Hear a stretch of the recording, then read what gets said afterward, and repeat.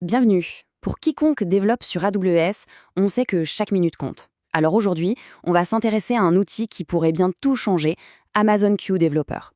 C'est un assistant IA qui a été pensé, conçu et entraîné spécifiquement pour l'écosystème AWS. Et on va voir ensemble ce qui le rend si différent des autres. On va commencer par un problème que tout le monde connaît, ce fameux va-et-vient permanent. On est en train de coder, on bloque, on ouvre le navigateur, on cherche sur un forum, on lit la doc, on revient, et hop, la concentration s'est envolée. C'est un vrai tue productivité. Et c'est exactement là qu'intervient Amazon Q. Imaginez un peu, un assistant qui ne se contente pas de vous aider dans votre éditeur, mais qui en fait anticipe vos questions parce qu'il connaît déjà par cœur l'environnement dans lequel vous travaillez. Alors, premier point important.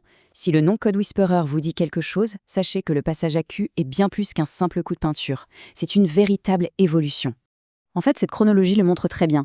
En 2022, Code Whisperer, c'était super pour les suggestions de code. Mais en 2024, avec QDeveloper, on change complètement de dimension. L'idée, c'est d'accompagner le développeur sur tout le cycle de vie du projet. Alors, QDeveloper, c'est quoi exactement? Eh bien, ce n'est plus juste un outil qui complète vos lignes de code. Non, là on parle d'agents autonomes capables de gérer des tâches complexes, d'une intégration ultra poussée avec AWS et de transformation de code. La vraie nouveauté, c'est qu'il couvre l'ensemble du processus.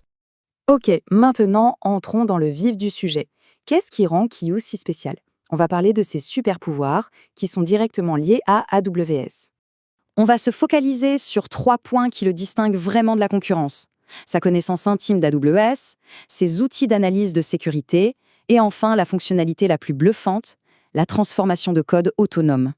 Voilà sa première grande force. C'est fondamental. Un autre copilote IA va vous suggérer une fonction Python, ok?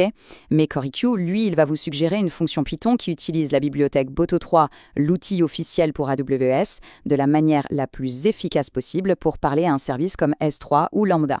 Pourquoi? Parce qu'il a été nourri aux API AWS depuis sa création. Et cet exemple l'illustre parfaitement. On met un simple commentaire en langage naturel et Q ne sort pas juste de la syntaxe. Non, il génère une fonction complète qui respecte les bonnes pratiques de l'écosystème AWS. Le gain de temps est juste énorme. Fini de chercher la bonne méthode dans la doc. Deuxième super pouvoir, la sécurité. Et ça, c'est crucial. QN n'est pas juste un rédacteur de code, c'est aussi un garde du corps. Il scanne en permanence ce qui est écrit, que ça vienne de lui ou d'un humain, pour repérer les failles de sécurité potentielles. Regardez cet exemple, c'est très parlant.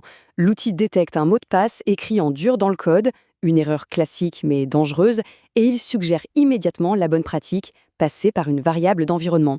C'est un peu comme avoir un expert en sécurité qui regarde par-dessus votre épaule en permanence. Et on arrive à la fonctionnalité qui est peut-être la plus spectaculaire, la transformation de code.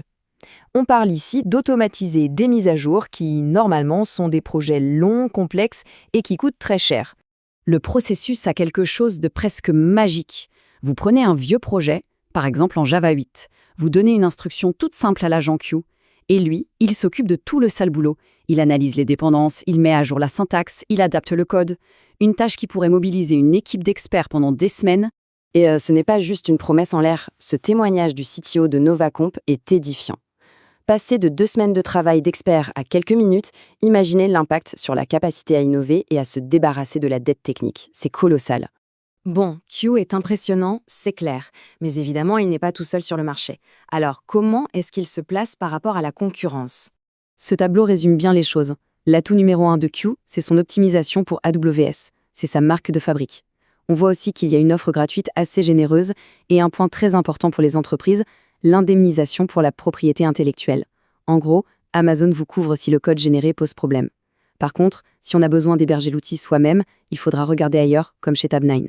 On en arrive à la question finale. Est-ce que Q est le bon choix pour une équipe de développement? Est-ce que c'est la prochaine recrue idéale? Alors, pour résumer, les points forts sont évidents. Si on travaille sur AWS, l'avantage est juste énorme. Mais attention, il faut rester lucide.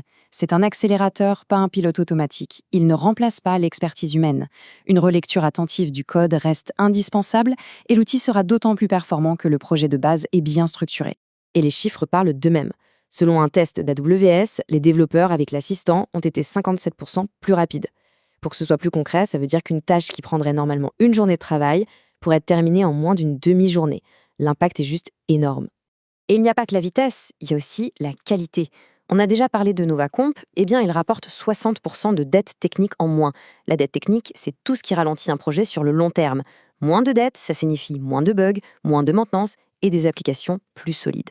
La question qui se pose, au final, est assez simple. Si une équipe passe ses journées à construire sur AWS, est-ce qu'elle peut vraiment se permettre d'utiliser un copilote qui ne parle pas couramment la langue de son infrastructure?